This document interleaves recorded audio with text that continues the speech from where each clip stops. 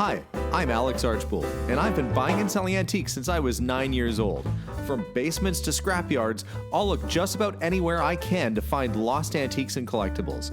And sometimes I'll go big and buy everything. With my wife and kids, we run an antique shop in Edmonton, Alberta, Canada, filled with some of the most unique items we can find. I never know what's going to happen or who I'm going to meet. This is our life, this is our adventure, and this is Curiosity Inc. From home, honey. Hi everyone, and welcome back to today's episode. Well, as you can see, I'm on the road because I just got back from a gentleman's house. And I say a gentleman because he had gentlemanly things like fancy pens and fancy desks. None of those things I bought. I didn't buy any of that stuff. My days can be really diverse. I never know whether I'm going to be going into a barn to buy rusty oil cans or whether I'm going into a fancy house and buying fancy things. And today was a fancy house with really historic items. And I'm quite thrilled with the stuff that I got today. I'm really excited to show you. Although I couldn't film in the house and show you the process of me picking and choosing, you can kind of imagine. It's like, hey, look at this. That's pretty cool.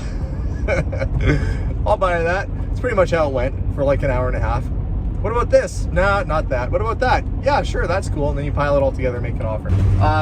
Beautiful sunny day. We're gonna check in on the guys at the store today. I believe it's gonna be the day that the trusses go in. I'd love to have been there first thing this morning, but I had to head way across town to go pick up a motor, an engine for a Honda CB750 motorcycle. Jason and Abigail and I picked up the parts bikes the other day, or project bikes I should say, and there was a spare motor that we couldn't fit. So off I go to pick up that, and then we'll head over to the store and see what they're up to with construction today. Follow along and we'll see how far they get. Okay, I got the Honda engine loaded in the back of the car. It looks like the guys have been quite busy over here at the construction site. See what the guys have been up to. Oh, I see a steel wall starting to go up. We'll come around to their side and check things out.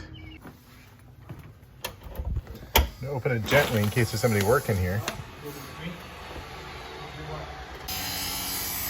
The sounds of a saw cutting in the background. And look! The guys have this little skeleton. It reminds me of when you find like a Viking ship in the dirt and all you see is the skeletal remains. But these are the trusses that we've been waiting for.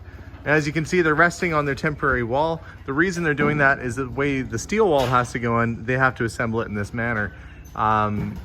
So from what I hear, the steel wall is gonna be going up next. So they're starting to get the base in. And once that's all in place, then this temporary wall right here is gonna come out.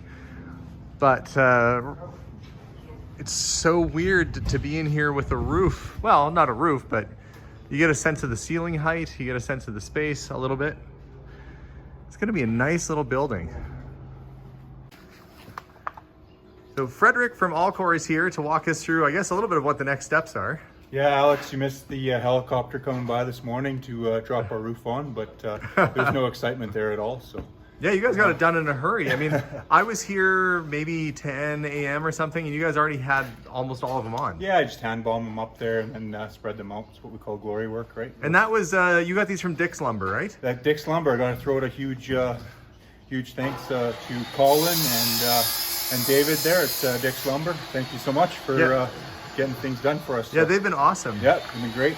And so I guess after the guys are done cutting and stuff, what are the next steps for this steel wall? Yeah, now we start prepping our bottom plates in, our top plate's gonna go in right away, and then we can piece in all our studs for our steel studs.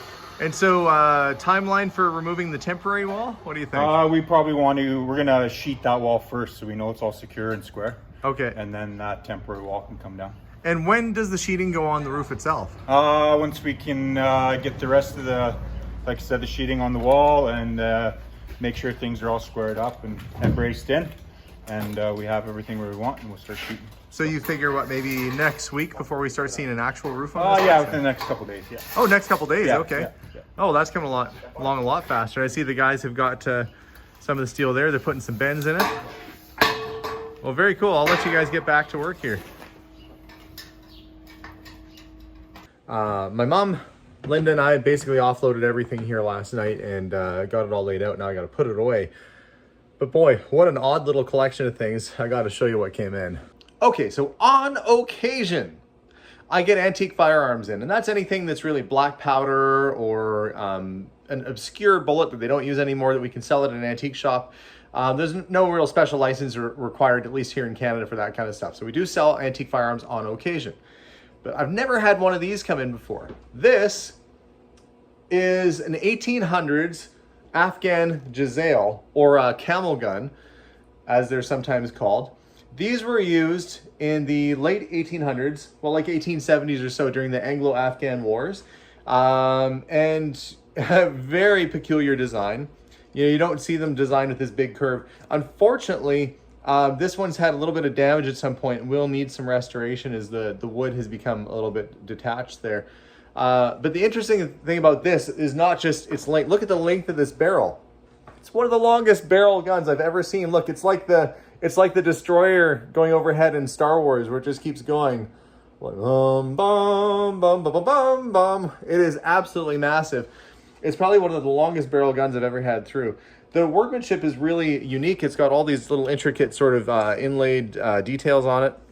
And it's a matchlock, which means that unlike a flintlock where you'd put a piece of flint in here and it would strike on a striker plate and create a spark, they'd put like a little flaming, like a match basically, where it would be flaming in here and it would spark your powder, which is sitting in the little powder bowl.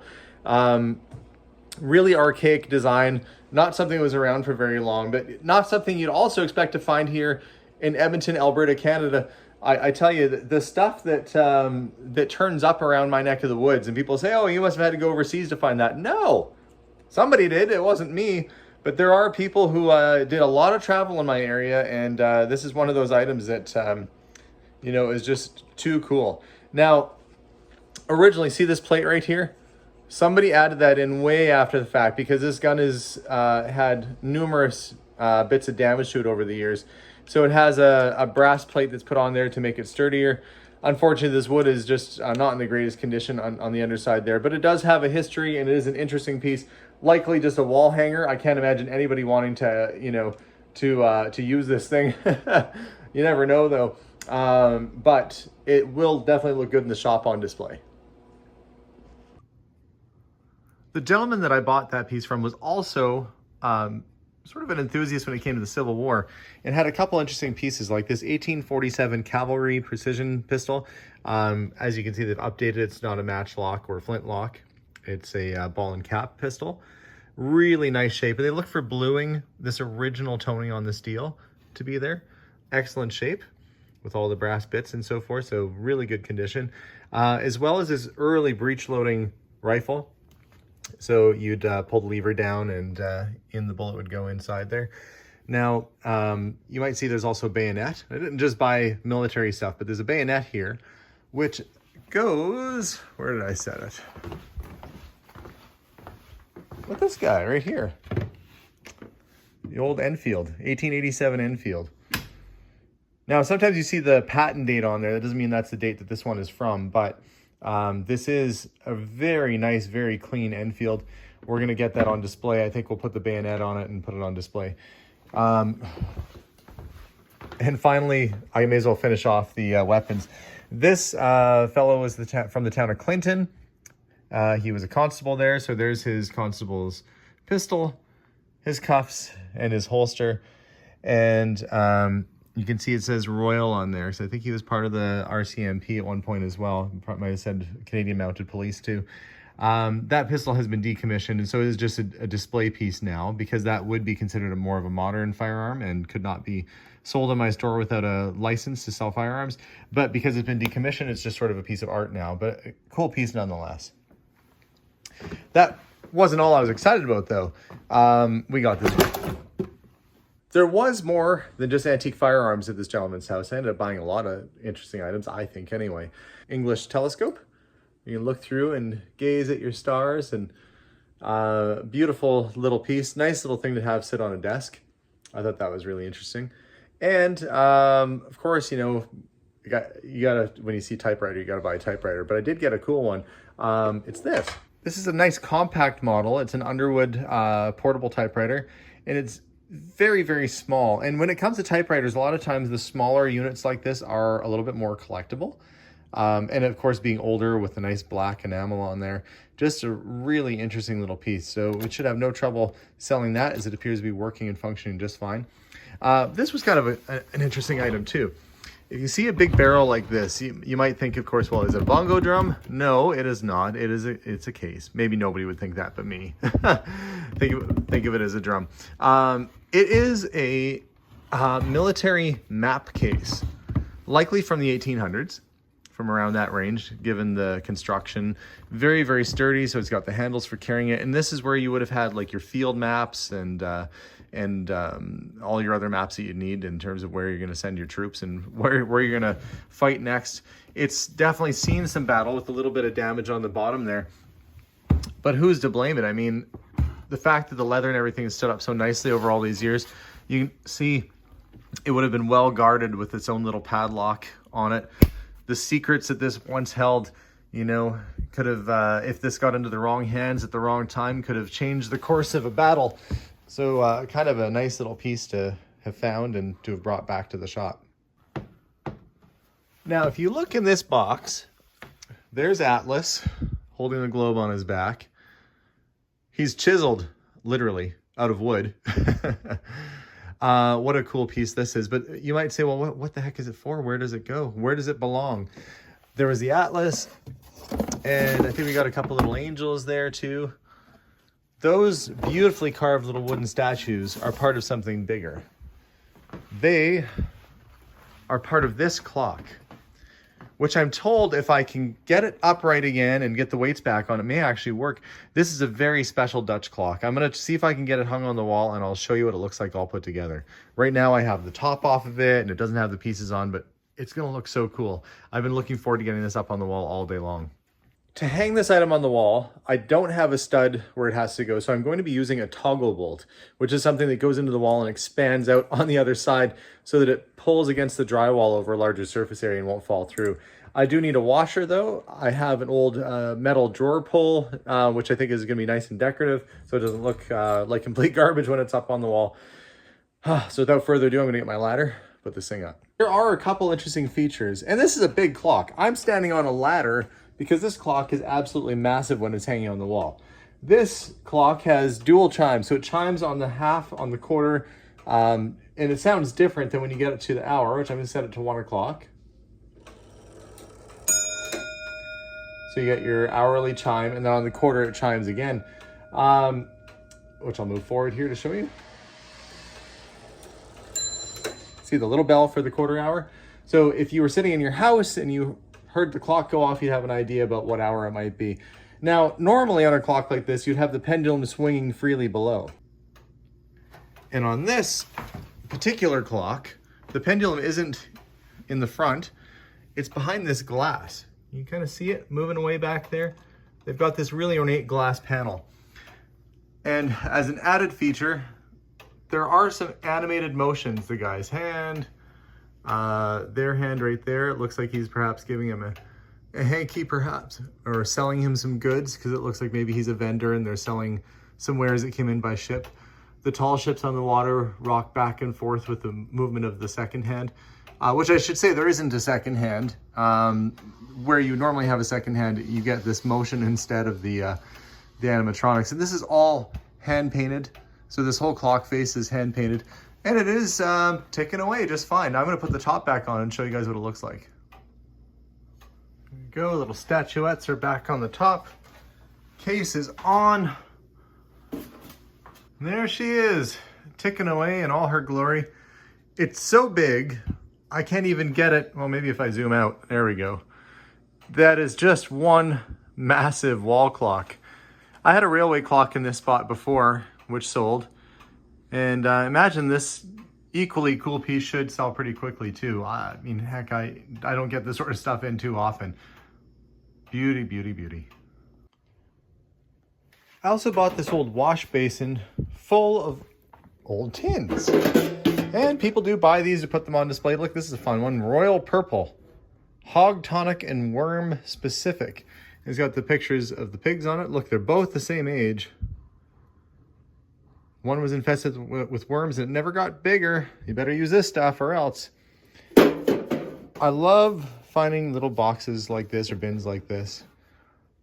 The countryside manor, things Mother used to make. And it looks like somebody has put all their family recipes in here. Yeah, it's a recipe book that's been added to over the years. Dip toast. It sounds like French toast almost. Cut slices of bread 1/2 inch thick. That's pretty thick. Toast each side to delicate brown. Dip these in hot salted milk, letting them remain until soft. Lay them on the platter and spread a little butter over each side. No, that's different than what I thought it was. Sounds like a type of French toast. I bet it's probably pretty good. Old cookbooks can be very collectible as people try and recreate the dishes that are in books such as this. Things that Mother used to make. And what year is this from? This has got to be from probably 1900 or so. This is, I don't know if it has the title page on the inside or not to be able to tell, but I can already get a sense that it is quite old. 1915, there we go. So anytime you find an old cookbook like that, it's kind of fun. Another one it looks like. Yep, another 100-year-old cookbook.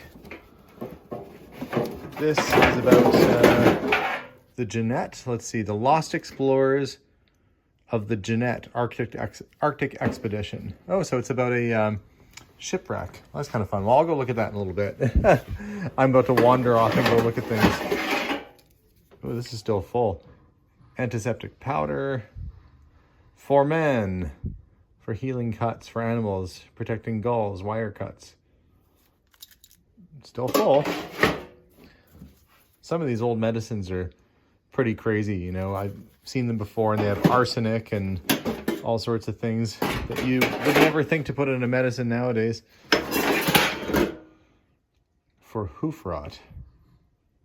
This must be sort of a farm medicine kit. Emerald oil. Buckley's. That's an early Buckley's. Stainless white rub Buckley's. You take that for your cough, it'll cure your cough and probably anything else. Pink eye powder. Sloan's liniment. Nah, there's a mustache. If he was selling a product that would help enhance the size of your mustache, that would be the one. It's still there. That man is all mustache. If he went bald, he could comb his mustache off over the top of his head, make it into a little point on the top. Tested and approved. Good Housekeeping Bureau. Standard Laboratories Limited. Well, it's nice to find the boxes for some of these things too, because oftentimes you just find the bottle. Watkins. And a random machete, for whatever reason, at the bottom of the bucket. Probably, you know, World War II era or maybe slightly newer. The decorative sheath. Strange stuff. There's some cool stuff too. Some items come in and they just make you smile. Like this. The original Etch-a-Sketch. Now, I don't know if you guys had these when you were a kid or not, but this is from basically when they first came out. It's a glass screen. People have done all sorts of crazy and wonderful drawings with these things. You know, it's as creative as you can be. There's been masterpieces made on Etch-a-Sketches, but finding an original like this is kind of nice because you don't often find them with the original box too. But that's pretty nifty. And then we've got the Magna slide projector, which is basically like a little slide projector, and it has all these cartoon sort of, this case it's all Disney stuff, as this was advertised as the wonderful world of color Walt Disney Magna slide projector. And it has quite a few add-ons too. There's quite a variety of slides there, so you could put this up in your room and look through and see what the heck was happening and watch little comic strips appear on your wall. Fun item, again, nice to have the box. And buying and selling is lots of fun. Sometimes the buying part's more fun than the selling, but you have to get to a point where you look around your shop and go, man, I'm already getting pretty full. And that's where I'm at right now. The shop is at that, I think it's past the tipping point now where it goes from being interesting, eclectic mix to being just downright cluttered.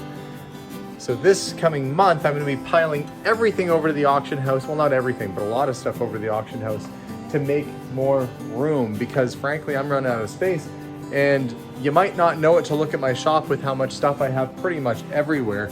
But I am kind of, this is what it's almost funny to say, kind of a neat freak. Like at home, we're minimalists. At the store, I don't know what's going on. I mean, I just keep buying, and I got to get rid of stuff. It's not that I want to keep everything, so I don't think it's hoarding. But if I wanted to keep everything, it would sure become a problem in a big hurry here. So I'm going to try and find room for the rest of this stuff that came through to try and clear the counters off so we're ready to go for tomorrow morning. But for now, that's it. As I gear up for another auction sale, get ready to clean house here at the store and try and make everything look nice and orderly and organized. So thanks very much for watching today's episode, guys. Lots of neat stuff came through. Glad that the building is progressing. We're getting some, making some headway on that. And that's about it for now. So we'll update you guys again soon on the building, and stay tuned for more episodes, guys. We'll see you all soon, and bye for now.